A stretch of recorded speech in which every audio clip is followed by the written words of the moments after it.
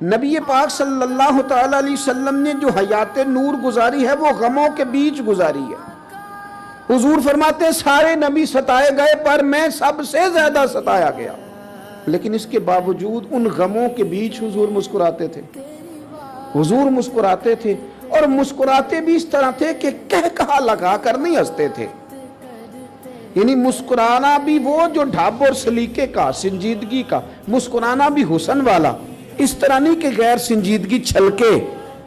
حضور مسکراتے تھے، غموں کے بیچ مسکراتے تھے، پورا منہ کھول کے نہیں۔ حضور کے لبہائے مبارکہ میں دانت نظر آتے تھے اور حضور مسکراتے تھے تو نور نکلتا تھا، مسجد نبی کی دیواریں روشن ہو جاتی تھی۔ حضرت سیدنا عبداللہ بن حارث رضی اللہ تعالیٰ عنہ فرماتے ہیں، ترمذی میں موجود ہے، فرماتے ہیں میں نے دنیا میں کسی کو اتنا مسکراتے نہیں دیکھا جتنا مدینے والے محبوب مسکرایا کرتے تھے۔